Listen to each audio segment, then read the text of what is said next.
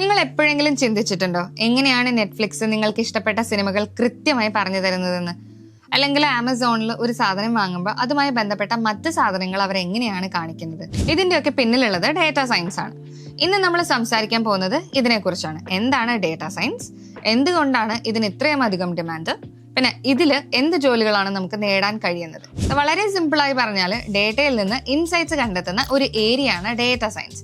ഒരുപാട് data check ചെയ്ത് അതിലെ പാറ്റേൺസ് കണ്ടുപിടിച്ച് ഒരു കൺക്ലൂഷനിലേക്ക് നമ്മൾ എത്തുന്നത് പോലെ. സോ നമുക്കൊരു എക്സാമ്പിൾ വെച്ചിട്ട് നോക്കാം.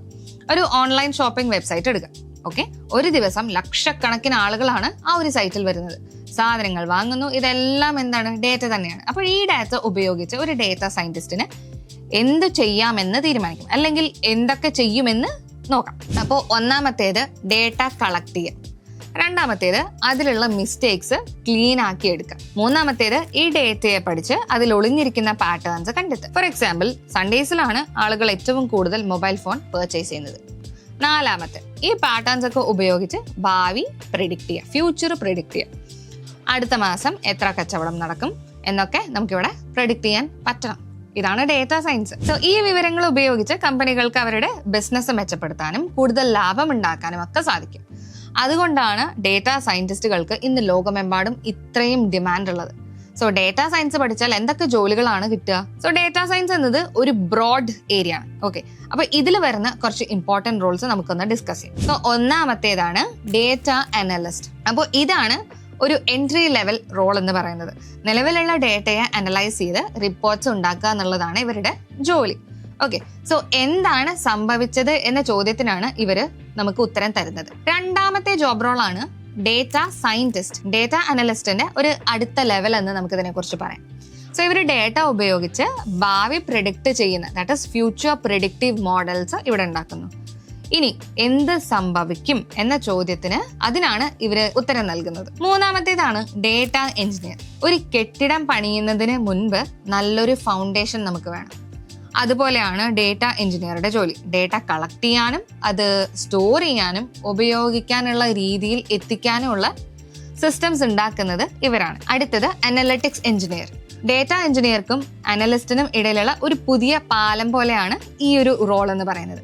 അപ്പോൾ എഞ്ചിനീയർ കൊണ്ടുവന്ന റോ ആയിട്ടുള്ള ഈ ഒരു ഡാറ്റയെ അനലിസ്റ്റുകൾക്ക് എളുപ്പത്തിൽ ഉപയോഗിക്കാൻ കഴിയുന്ന രീതിയിൽ വൃത്തിയുള്ള ടേബിൾസ് ആക്കി മാറ്റുന്ന ആളാണ് നമ്മുടെ അനലിറ്റിക്സ് എഞ്ചിനീയർ. അടുത്തതാണ് machine learning engineer.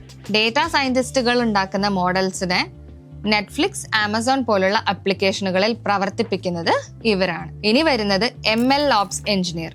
Machine learning എഞ്ചിനീയറുടെ ഒരു സ്പെഷ്യലൈസ്ഡ് രൂപം. ഒരു കമ്പനിയിലെ 100 കണക്കിന് AI മോഡലുകളെ ഓട്ടോമാറ്റിക് ആയി മാനേജ് ചെയ്യാനുള്ള സിസ്റ്റംസ് ഉണ്ടാക്കിയെടുക്കുക എന്നുള്ളതാണ് ഇവരുടെ ജോലി.